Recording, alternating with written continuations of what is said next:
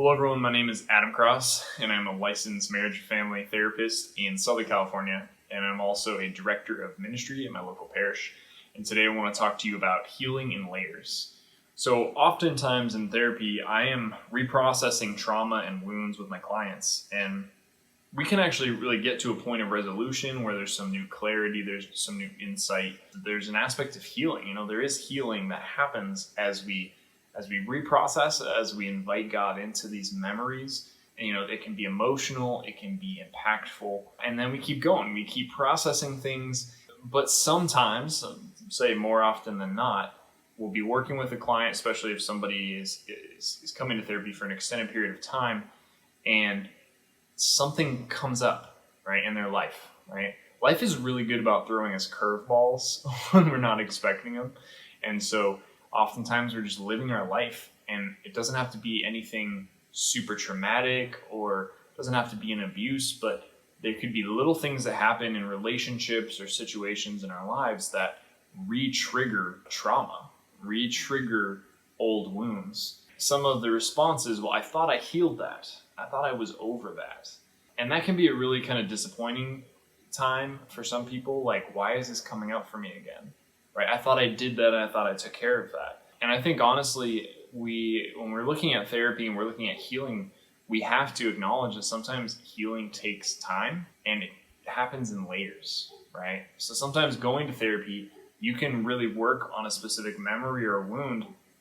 You can experience healing, you can experience clarity and peace in the face of that. You can correct those false beliefs that are rising out of that. And then months down the line, years down the line, it can be re-triggered again.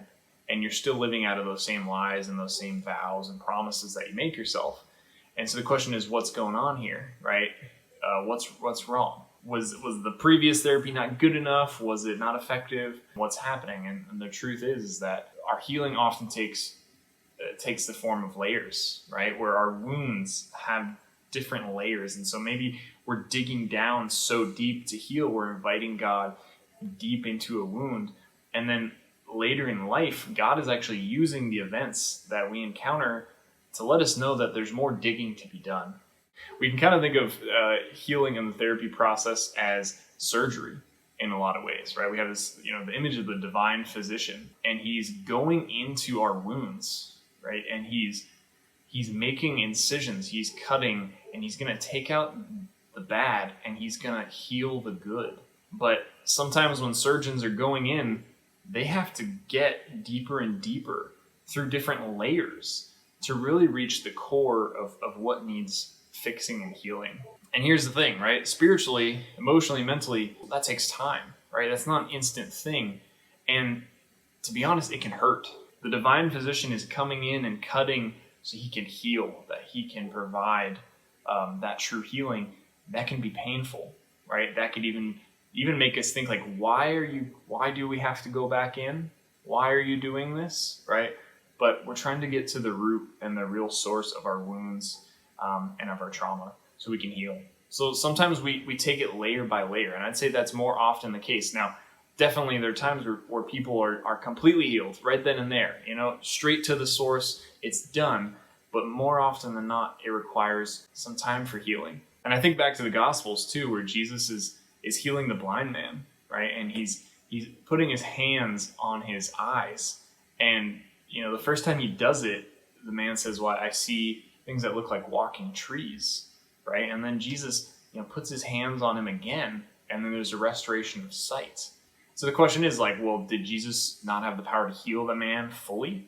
Jesus is God. He has the ability, the power of the Holy Spirit to heal him right then and there. But I think that goes to show us that sometimes healing takes time, right? And sometimes it's also relying on us too. How willing are we to be healed? How willing are we to trust in the Father working in that moment? But I think that gospel there is a great reminder that sometimes it just takes some time. Sometimes it just takes trusting in the Lord as we continue to heal and to process these things. It would be amazing if we could just, not anxious anymore. That would be great, right? If we just flip a switch, I'm not anxious anymore, I'm not depressed anymore. But just as, we take time to build habits and to break habits, healing takes time, and it takes our trust in the Lord, in the divine physician, and it requires peeling back layers in us as well. So it takes that time to get to the heart of us. Lastly, I'll leave you with this. I talk a lot about the Chronicles of Narnia, and I think the Voyage of the Dawn Treader, when Eustace Scrubb is turned into this dragon. And spoiler alert if you haven't read it, so you can fast forward this, but he's turned into this dragon out of his own greed and his own pride, and yet he encounters Aslan later in the book, and Aslan has to scrape away at his scales, right? I think something that we can all connect with, like the heaviness of our own maybe ego, at times, or our own sin. He has to scrape away at it repeatedly, and Eustace says, every time he scrapes, it's like he's cutting down to my heart, to my core, and just scraping at it. But when he does that, he's scraping off those layers of woundedness, of trauma, of everything that we carry on our shoulders. But as he does that, we're made new. And the beautiful thing about Eustace Scrubb and that story is, he kind of gets down to just Eustace, right? This boy, right? This child. And it says Aslan kind of tosses him into this water, right? To be refreshed, to have this water of new life in him as a symbol of baptism. And, so sometimes it can be scary when we're getting scratched at, or we peel off a layer and we think, I'm good, right? But then God has some more digging to do in us. He has some more surgery to perform. And he's doing it out of love, and he's doing it for our greatest intentions in mind. And so, reminding ourselves that healing takes time and it happens in layers is really important, so that we can kind of be like Eustace Scrubb and have those scales scratched away, and we can be made new again, and we can have that newness of life. And in the meantime, having support and trusting in the Lord, because it is hard when you're processing trauma and going into your wounds, and it's so hard. So having a good therapist, having good support, having a good prayer life is essential, to take care of yourself as you continue to do this work. And you're not meant to do it on your own.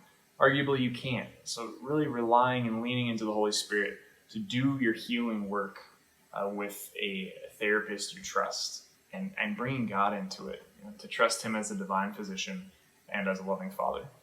So healing happens often in layers, and it takes time. Don't lose hope. Don't give up. Lean into the Father. And if you have any comments or questions, I would love to hear them. If you have any video suggestions, I would love to hear that too. So leave a comment below, hit that like and that subscribe button somewhere down there.